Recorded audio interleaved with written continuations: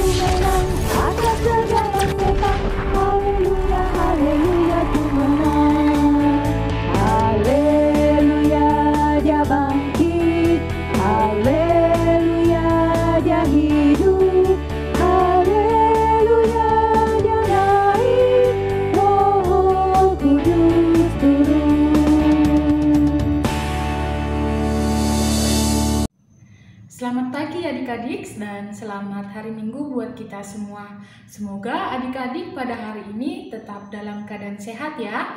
Nah adik-adik, kita berjumpa lagi di BIA Online Paroki Bunda Maria Cirebon pada hari ini.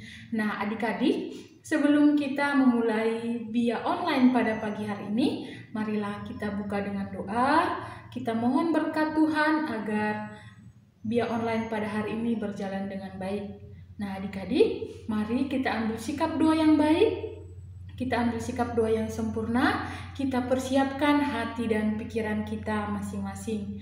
Mari kita berdoa dalam nama Bapa dan Putra dan Roh Kudus. Amin. Allah Bapa yang Maha Baik, segala puji dan syukur kami ucapkan kepadamu atas penyertaan dan berkat yang boleh kami terima hingga pada pagi hari ini ya Bapa. Ya Bapa, pada hari ini kami akan mengikuti BIA Online. Kiranya ya Bapa, Engkau berkati kami, Engkau hadir di tengah-tengah kegiatan yang kami laksanakan pada pagi hari ini, agar berjalan dengan baik dan sesuai dengan kehendak-Mu.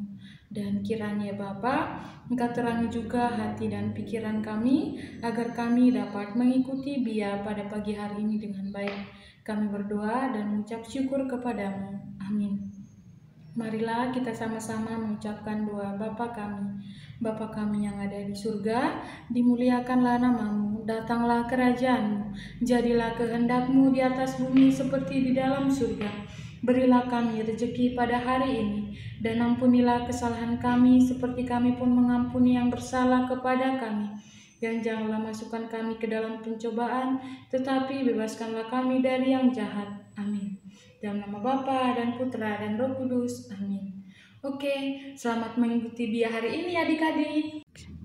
Oke, baik adik-adik. Tadi kita sudah memulai dengan doa pembukaan dan bernyanyi. Baik, kita lanjutkan dengan mendengarkan Injil Tuhan.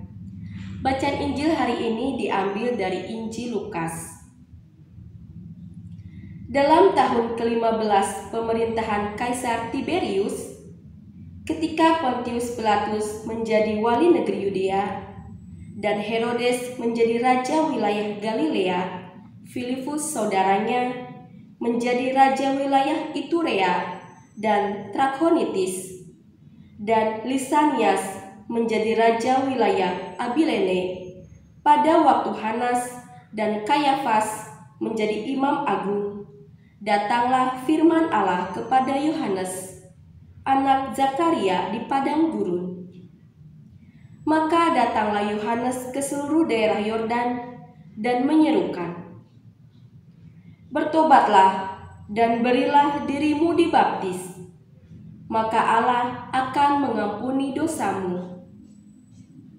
Seperti ada tertulis dalam nubuat-nubuat Yesaya, ada suara yang berseru-seru di padang gurun, "Siapkanlah jalan bagi Tuhan, luruskanlah jalan baginya." Setiap lembah akan ditimbun, setiap gunung dan bukit akan menjadi rata, yang berliku-liku akan diluruskan, yang berlekuk-lekuk akan diratakan, dan semua orang akan melihat keselamatan yang dari Tuhan. Demikianlah sabda Tuhan. Terpujilah Kristus. Nah, adik-adik, untuk renungan pada hari ini, silakan adik-adik menyaksikan atau menonton video berikut ini.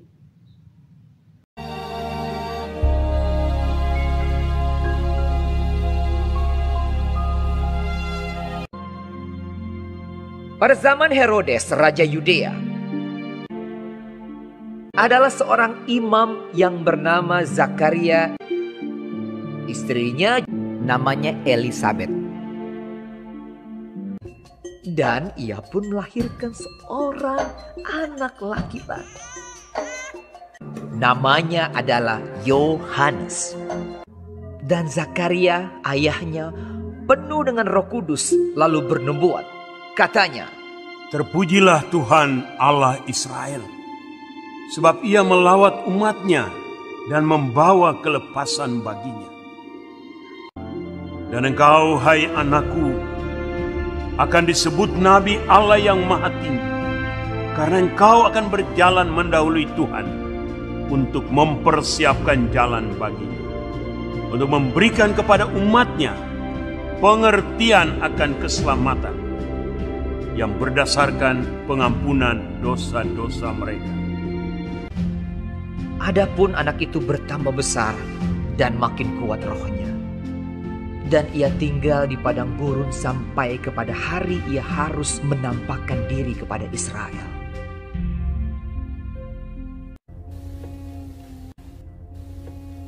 Yohanes memakai jubah bulu unta dan ikat pinggang kulit, dan makanannya belalang dan madu hutan.